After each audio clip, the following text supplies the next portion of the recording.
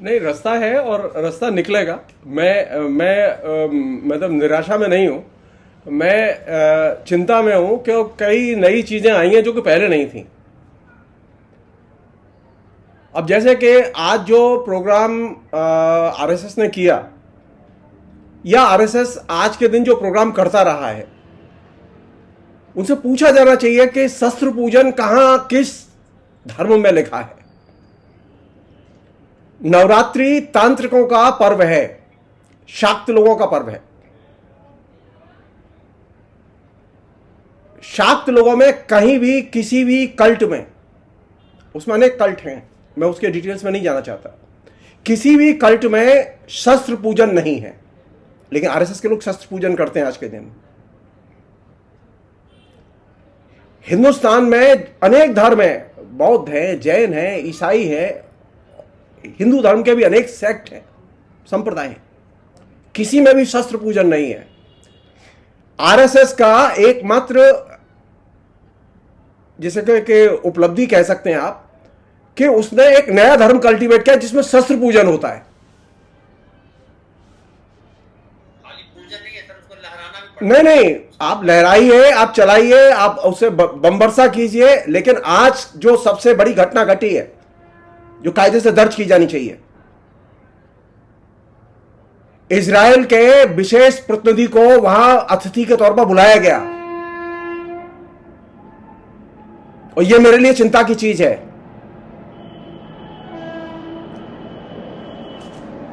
ये इजराइल के जो महावाणिज्य दूत जो बॉम्बे में रहे हैं, कोबी शोशानी को नागपुर में आज मौका मिला है अतिथि के तौर पर, और यह बहुत गंभीर चीज है। मैं साफ कहना चाहता हूं कि आरएसएस के लोग इजराइल के साथ अपने संबंध विच्छेद करें।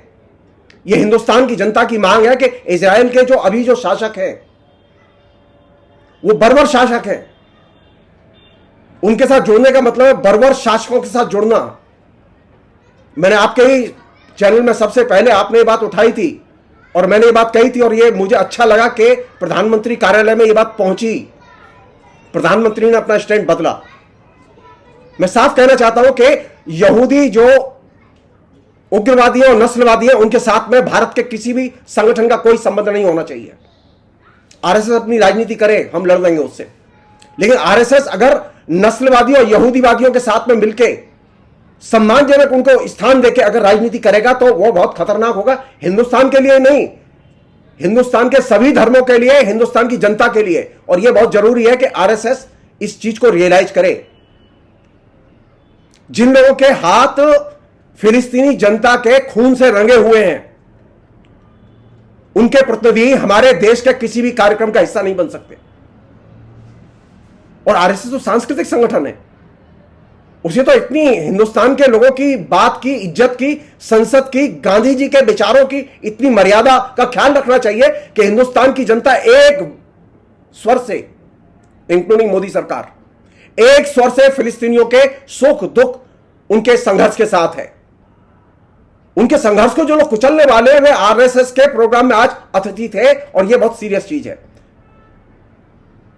लोग चर्चा नहीं करते, लेकिन मैं आपके बहाने चर्चा कर रहा हूं। मैं एक अन्य चीज है जिस पर मैं आपका ध्यान खींचना चाहता हूं। क्या बोला गया है, क्या चीज है हमारे सामने, क्या चुनौती है हमारे सामने? नारी पूजा किस लिए करते हैं हम? शस्त्र पूजन के लिए, शक्ति प्रदर्शन के लिए, हिंदुस्तान का सशस्त्रीकरण करने के लिए। धर्म की जरूरत इसलिए थी कि हमें हिंदुस्तान को निरस्त्र रखना है, शस्त्र सन्नद्ध नहीं बनाना है। अगर आरएसएस का एजेंडा सशस्त्रीकरण है, जो कि मोदी सरकार उस एजेंडे पर चल रही है, और एक साल में करीब 80,000 करोड़ रुपए के हथियार खरीदे जा रहे हैं, तो हम साफ कहना चाहेंगे कि आप इस रास्ते से निकलिए। अगर हिंदू धर्म की सेवा करना चाहते हैं, तो हिंदू धर्म पहला धर्म है, बड़ा धर्म है, उसमें अनेक हमारी मतभेद हो सकते हैं, सारी चीजें, लेकिन एक चीज पर मतभेद नहीं है, सशस्त्रीकरण के लिए हिंदू धर्म में कोई जगह नहीं है। मैं हिंदुस्तान चाहता हूं, ऐसा हिंदुस्तान चाहता हूं जो कि शांति प्रिय हिंदुस्तान हो, सशस्त्र हिंदुस्तान नहीं चाहता मैं। मैं ऐसा हिंदुस्तान चाहता हूं जिसके जहां के नागरिक नंगे हाथों घूम सके। सचमुच में हिंदू धर्म की सेवा करना चाहते हैं, सचमुच में धर्म की सेवा करना चाहते हैं, हम पूछना चाहते हैं नवरात्रि के पर्व पर देवी को सेलिब्रेट करना चाहिए कि नहीं करना चाहिए? देवी को सेलिब्रेट करने के लिए, देवी उत्सवों को सेलिब्रेट करने के लिए आरएसएस के किसी भी नेता के पास समय नहीं है। किस चीज को सेलिब्रेट करने के लिए समय? सारे देवताओं को, सारे पंथों को, सारे धर्मों को एक धर्म में समाहित करो, वह है राम और राम मंदिर। ये जो सभी धर्मों का एक राम मंदिर और राम मंदिर के अंदर, अब आप सोचिए, पूजा हो रही है गणेश की और नारा लग रहा है जय श्री राम। पूजा हो रही है किसी और देवता की, नारा लग रहा है जय श्री राम। अभी देवी की पूजा चल रही है, नारा लग रहा है, पूरे डीजे बज रहे हैं और डीजे बजाते हुए लोग जा रहे हैं जय श्री राम। जय हो क्या रहा है? ये जो शक्ति संप्रदाय है, ये संप्रदाय बहुत ही सेकुलर संप्रदाय है। नहीं, वो उससे वोट जमा नहीं होता, उससे वोट जमा नहीं होता, खोट जमा होता है। आप दुर्गुण पैदा कर रहे हैं लोगों में। धर्म का काम दुर्गुणों से लड़ने में मदद कर रहा है। ये वह धर्म पैदा कर रहे हैं जो कि दुर्गुण पैदा कर रहा है। धर्म दुर्गुण नहीं पैदा करता। एक अन्य चीज जो कि मुझे अजीब लगी, क्या जरूरत है देश को? गाय, मंदिर और यज्ञ की जरूरत है। देश को उद्योग चाहिए, रोजगार चाहिए, मंदिर नहीं चाहिए। मंदिर बहुत है हिंदुस्तान में। अगर कुछ साल मंदिर नहीं बनाएंगे हिंदुस्तान में तो कोई फर्क नहीं पड़ेगा। हिंदुस्तान में हर गली, हर चौराहे पर मंदिर है, हर पेड़ के नीचे मंदिर है। तो आप क्या मंत्र देना चाहते हैं कि हिंदुस्तान में रक्षा के लिए, सामाजिक रक्षा के लिए, सशस्त्रीकरण के लिए, किस बात के लिए? गाय, मंदिर और यज्ञ। वाह, क्या आधुनिक भारत है जिसकी परिकल्पना पेश की जा रही है और प्रचारित की जा रही है। हम साफ कहना चाहते हैं हिंदुस्तान एक औद्योगिक राष्ट्र के तौर पर अपना विकास करे। धर्म जो है मुझे सामूहिक जीवन के साथ में कदम से कदम मिला के चलना सिखाता है। आरएसएस के धर्म और धर्म की व्याख्या के साथ में हमारा मतभेद यह है कि आरएसएस लोगों को 14वीं, 15वीं, 13वीं शताब्दी में ले जाना चाहते हैं। हम नहीं चाहते कि हिंदुस्तान 13वीं, 14वीं शताब्दी में जाए। हम चाहते हैं हिंदुस्तान 21वीं शताब्दी में रहे, 22वीं शताब्दी में जाए, 23वीं शताब्दी में जाए। लेकिन यहां स्थिति है कि धर्म को भी पीछे ले जाना चाहते हैं। धर्म का मतलब है कि सामूहिक जीवन के साथ में, सामूहिक जीवन शैली के साथ में कदम से कदम मिला के चलना। और आखिरी चीज और बहुत महत्वपूर्ण चीज, मैं सारी बात आरएसएस की मानने के लिए तैयार हूं, सिर्फ एक चीज कर दें, खाली सादगी को इंप्लीमेंट कर दें। धर्म का मूल मंत्र है सादगी, जिसको गांधी ने अपनाया था। आप तो कंज्यूमरिज्म के सबसे बड़े इंस्ट्रूमेंट है हिंदुस्तान में।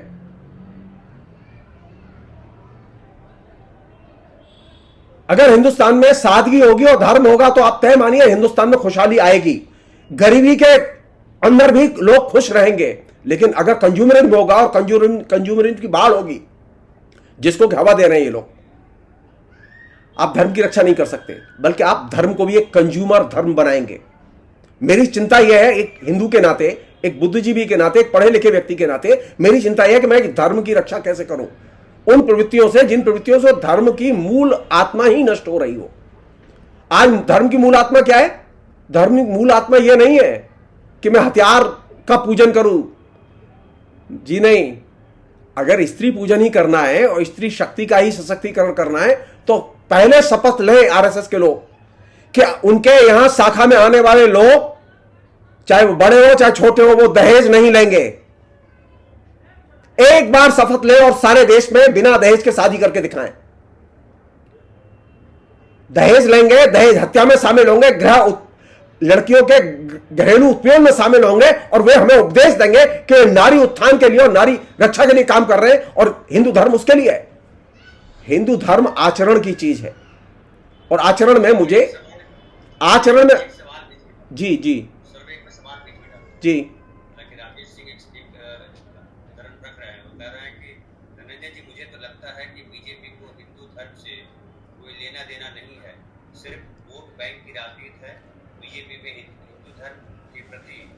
सही में आस्था रहती तो महाकाल में करप्शन नहीं होता। सर मैं एक और ऐड कर रहा हूँ, अभी जो है भागवत जी ने कहा मणिपुर के लेकर के बड़ी चिंता जताई, 9 सवाल किए। मणिपुर में जो 3 लड़कियों को नंगा किया गया, उनके स्तनों को दबाया गया और क्या क्या किया गया, बहुत विद्रूप, क्या वो नवरात्रि में 9 दुर्गा में नहीं थी? क्या वही खाली एक काम कर दें, मणिपुर के मुख्यमंत्री को गिरफ्तार करके जेल में डाल दें, और मणिपुर का जो बॉर्डर एरिया है उस बॉर्डर एरिया में जो उन्होंने अपने लोगों के जो दूत लगाए हुए हैं, सेना को सिर्फ वहां काम करने दिया जाए। आज स्थिति यह है कि आपने पूरे के पूरे मणिपुर के इलाके में कौन लोग एक्टिव हैं, हथियारबंद कौन लोग हैं, 60 से अधिक जो गिरोह एक्टिव हैं, उनको किसी न किसी रूप में सरकार से मदद मिलती है। भारत सरकार निर्णय ले और जो हथियारबंद गिरोह उनकी मदद बंद कर दी जाए, कल हिंसा रुक जाएगी। दूसरी चीज, सेना के हवाले बॉर्डर कर दिया जाना चाहिए। बॉर्डर स्मगलरों के हवाले रहेगा। स्मगलर दूसरे राज्यों से आएंगे जिनके किस संबंध किनसे होंगे मैं बोलना नहीं चाहता, कैबिनेट मिनिस्टर तक के लोग शामिल हैं वहां। मैं क्यों कह रहा हूं ये बात? हिंसा कहां हो रही है? हिंसा कोई भड़का नहीं रहा है। हिंसा इसलिए हो रही है क्योंकि आप सेना को काम नहीं करने दे रहे। हिंसा इसलिए हो रही है कि आप पुलिस को काम नहीं करने दे रहे, पुलिस को एक्शन नहीं लेने दे रहे। किसने रोका है? सामान्य सी अव्यवस्था होती है, आप राष्ट्रपति शासन लगाते हैं, लेकिन आज तक मणिपुर में राष्ट्रपति शासन क्यों नहीं लगाया गया? किसकी जिम्मेदारी बनती है ये सुनियोजित संगठित हिंसा है जो कि ऊपर के निर्देश पर और आशीर्वाद से हो रही है। मोहन भागवत में इतना साहस नहीं है कि वो उंगली उठाई कह सकें कि अमित शाह की असफलता है। अगर वह हिंसा इतने दिन से हो रही है तो इतनी बड़ी आर्मी, इतना बड़ा शासन, इतना बड़ा शासक, इतने बड़े ताकतवर लोग, ये किस काम के हैं? किस काम के? अगर यही सरकार कांग्रेस की होती तो अब तक गृह मंत्री का इस्तीफा मांग लिया होता और प्रधानमंत्री का इस्तीफा मांग लिया होता इन लोगों ने।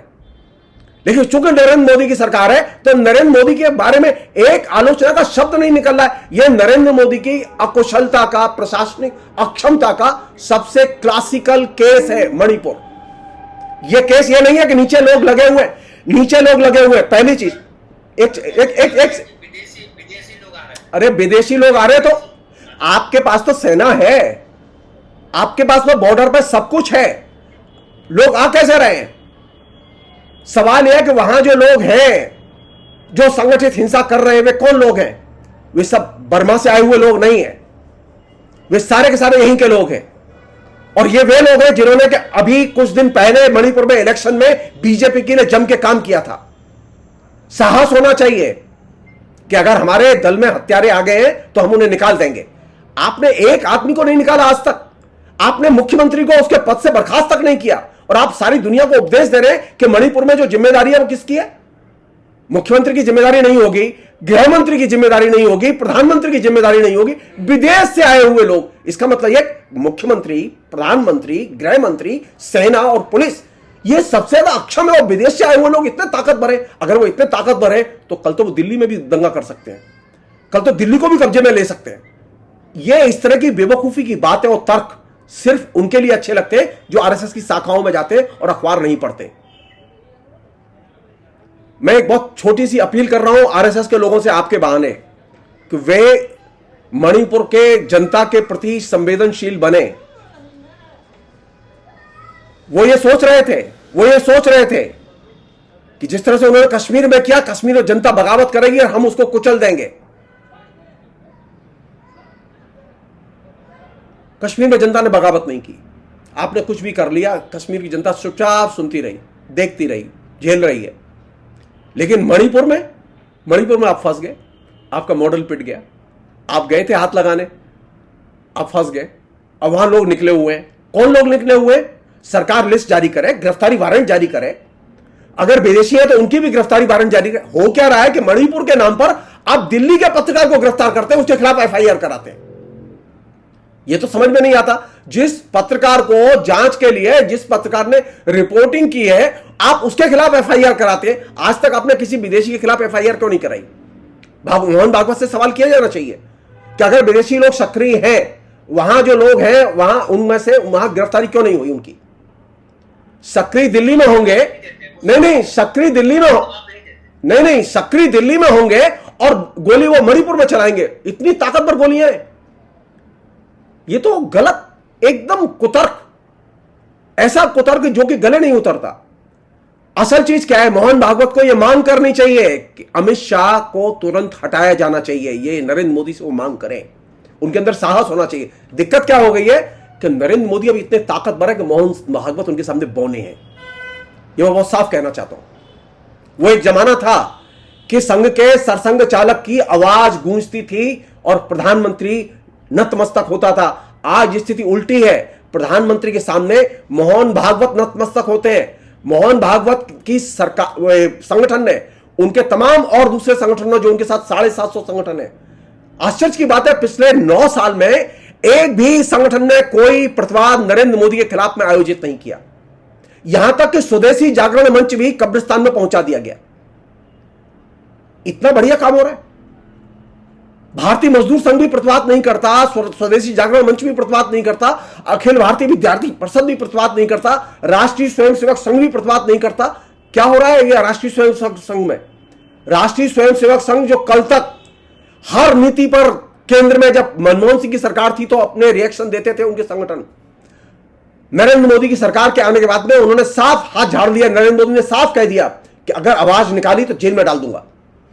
यही वजह है कि मोहन भागवत की आवाज नहीं निकलती। सच देख के भी वो बोलते नहीं है।